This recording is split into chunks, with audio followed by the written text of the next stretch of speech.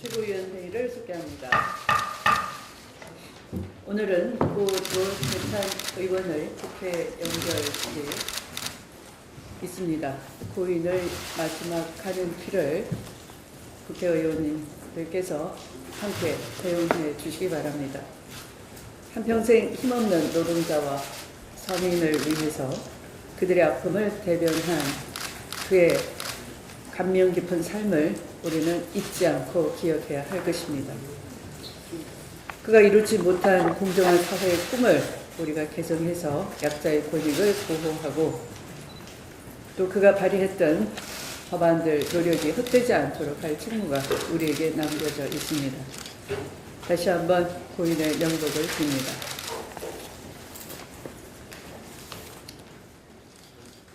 기무사의 계엄령 문건이 이제는 엉뚱한 하극상 공방으로 치달으며 본질을 흐리고 있습니다.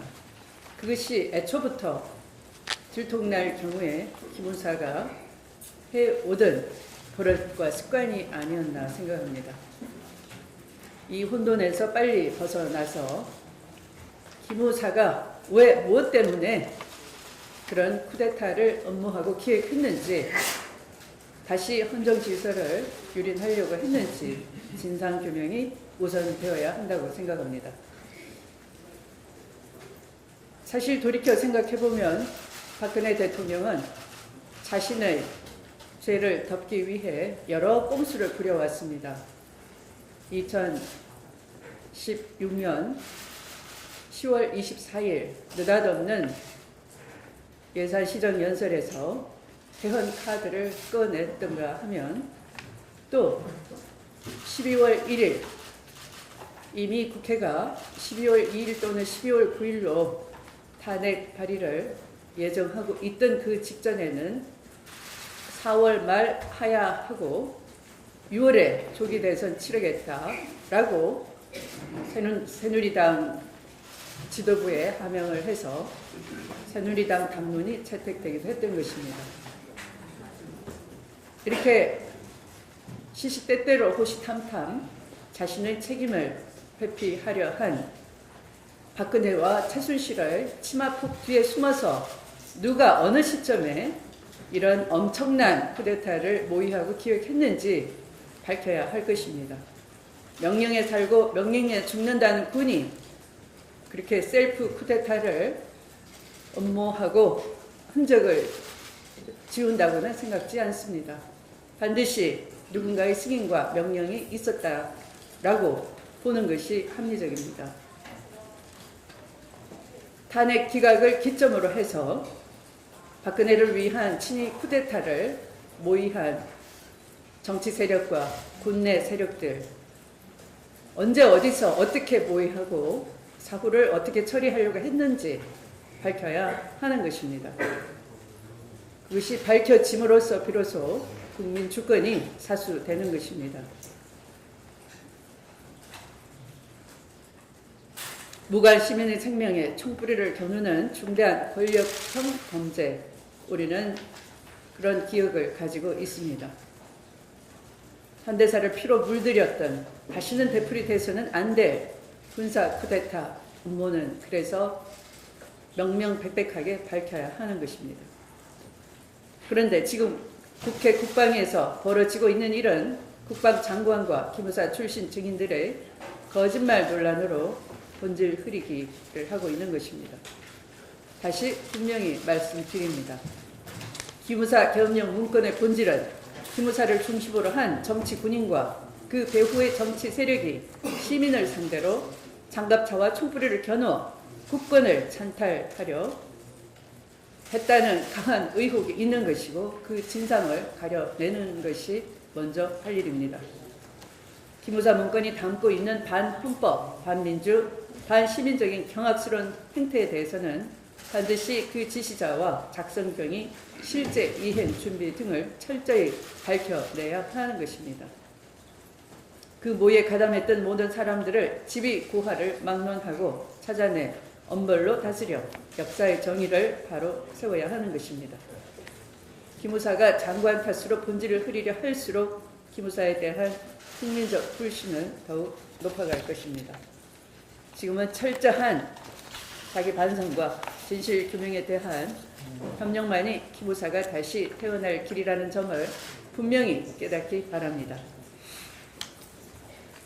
이명박 정부 시절 대대적으로 추진했던 해외 자원 개발 사업은 실속 없는 부실 덩어리였음이 확인되었습니다.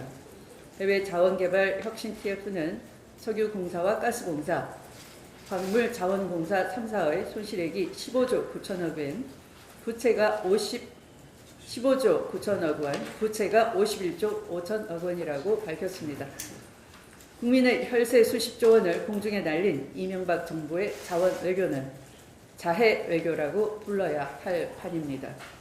이들 공기업은 자원개발 성과를 부풀리기 위해 매장량과 수익률을 과대평가하면서 대국민 사기극을 벌인 공동정범이라 하겠습니다. 자원 외교는 이 전 대통령의 측근들이 주도했던 사업으로 그동안 해외 비자금 조성 의혹도 꾸준히 제기되어 왔습니다. 정부는 해외 자원개발 사업으로 부실해진 자원 공기업 3사에 대해 해체 수준에 준하는 강도 높은 구조조정을 추진하고 자원 외교를 주도하고 부실 원인을 불러온 책임자에 대한 징계와 법적 조치까지 반드시 해야 할 것입니다. 박근혜 정부에서는 이명박 정부의 해외 자원 개발에 대한 국회 국정조사와 청문회가 제대로 열리지 못했습니다. 이제라도 이명박 정부 해외 자원 개발 사업의 실상과 의혹을 국민 앞에 낱낱이 밝혀야 합니다. 국회는 엄청난 혈세를 낭비한 자원 외교에 대해 진상을 파악하고 비자금 조정 의혹에 대해서도 철저히 규명해야 할 것입니다.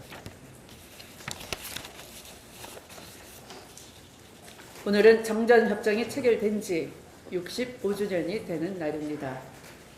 한반도는 1953년 이후 65년 동안 전쟁이 끝나지 않은 상태로 기나긴 세월을 분단의 멍에를 쓰고 살아왔습니다. 그러나 올해만큼은 정전협정일을 맞는 자세와 의미가 남다릅니다. 문재인 대통령은 남북 북미 정상회담을 성공적으로 이끌며 올해 안에 종전선언을 약속했습니다. 정전협정의 당사국들도 이를 지지하며 한반도 평화에 큰 힘을 실어주고 있습니다. 비온 뒤에 땅이 굳는다라는 속담처럼 지금 한반도는 절체절명의 북핵 위기를 지나서 가장 평화가 무르익어가는 시기를 지나고 있습니다. 남북은 비무장지대의 병력과 장비를 단계적으로 철수하는 내용을 협의 중입니다. 오늘 북한이 미군 유해를 송환한다면 북미 대화에도 분명한 모멘텀으로 작동될 것이라 확신합니다. 북한의 서해위성 발사장 해체 작업까지 남북미 3국은 정전협정일을 기점으로 다시 대화의 속도를 높이고 있습니다.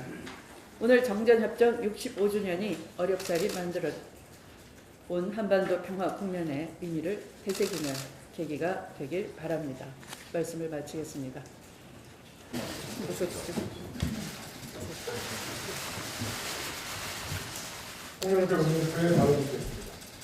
노회찬 의원님 편하게 응면하시기를 빕니다. 오늘 국회 연결식에서 노회찬 의원님을 보내드려야 합니다. 지난 일주일 많은 국민들이 애통해했던 시간이었습니다. 고인을 추모하기 위해 빈소를 찾은 수많은 시민들을 보면서 참 많은 것을 우리들에게 남기고 떠나셨다는 것을 다시 한번 깨달았습니다. 당신께서는 노동자와 약자의 진정한 거시자 민중의 대변인이었습니다. 평생을 정의로움과 올바름의 가치를 지키기 위해 치열하게 싸웠던 고인의 뜻을 잊지 않을 것입니다. 노회찬 의원님, 당신이 그립습니다. 편히 영면하십시오. 김선수, 노정희, 이동원 대법관 후보자 세 분이 국회 인준을 받았습니다. 세 분에게 거는 국민의 기대가 큽니다. 무엇보다 양승태 사법부가 추락시킨 사법부 신뢰를 회복해야 합니다. 국민의 신뢰를 회복하기 위해서는 재판 거래와 블랙리스트 관리 등 전임 대법원에서 자행된 사법농단의 진상을 파악하는 것이 우선입니다. 또한 대법원장과 법원 행정체에 집중된 권한을 분산하고 수평적 의사결정 구조를 만들어야 합니다. 사회적 약자와 인권 보호라는 다양성의 가치도 적극 반영해야 합니다. 세 분 대법관께서 사법부와 대법원에 새 바람을 불어넣어 주시기를 기대합니다. 어제 청와대가 조직 개편안을 발표했습니다. 집권 2기를 맞아 정책 추진 속도를 높이고 소통을 강화하기 위한 조직 개편이라고 평가합니다. 특히 이번에 자영업 비서관이 신설됐습니다. 소상공인과 영세 자영업자 대책을 위한 당정 청관, 협업을 강화하는 계기가 되었으면 합니다. 자영업자 문제는 우리 경제가 오랫동안 안고 있는 아킬레스건입니다. 국내 전체 취업자 중 25%에 달하는 600만 명이 자영업자지만 이 가운데 절반은 월평균 소득이 150만 원을 밑돌 정도로 어렵습니다. 또 600만 자영업자 중 400만 명은 직원 없이 혼자 장사하는 사실상의 1인 노동자입니다. 우리 자영업 생태계가 이렇게 열악합니다. 정부 여당이 올 하반기 소상공인과 영세 자영업자를 위한 종합대책을 마련하려는 것도 이러한 사정을 개선하기 위한 것입니다. 자영업자의 어려움은 인건비 부담이 전부가 아닙니다. 임대료 부담과 대기업 골목 상권 장악 등 근본적인 문제를 해결하여 소상공인과 영세 자영업자의 실질 소득을 높이는 것이 중요합니다. 그래야 경제 활성화와 지속 가능한 성장의 기반도 다질 수 있습니다. 우리 당은 8월 중 야당과 협의해 상가임대차 보호법과 가맹점법 등 소상공인 영세 자영업자의 비용 부담을 덜어줄 법안을 처리할 것입니다. 또 카드 수수료를 제로로 낮추는 제로페이도 연말까지 마련할 계획입니다. 청와대 조직 개편과 함께 어제 문재인 대통령께서 우리 당 이계호를 농림축산식품부 장관에 내정했습니다. 이계호 내정자는 전남 행정부지사 등 풍부한 공직 경험과 20대 전반기 국회에서 농해수위 간사로 활동하는 등 전문성을 갖추신 분입니다. 인사청문 절차를 조속히 마칠 수 있도록 야당과 협의하도록 하겠습니다.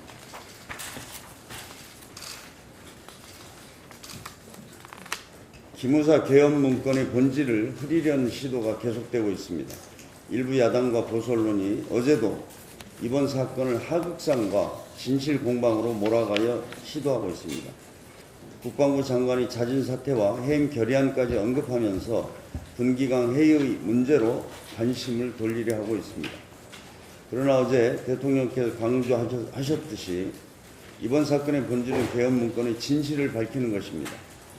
국민을 지켜야 할 분이 국민들에게 총뿌리를 돌리고 국정농단으로 퇴진 요구를 받는 대통령을 호위하려는 친위 쿠데타를 모의했다는 것이 이번 사건의 본질입니다. 문건 보고 경위는 진상규명을 마친 이후에 다루면 됩니다.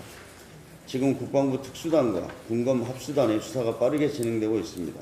수사 결과가 나올 때까지 이번 사건의 엄중함을 가리고 국민의 눈과 귀를 흐리려는 시도가 있어서는 결코 안 될 것입니다. 이상입니다.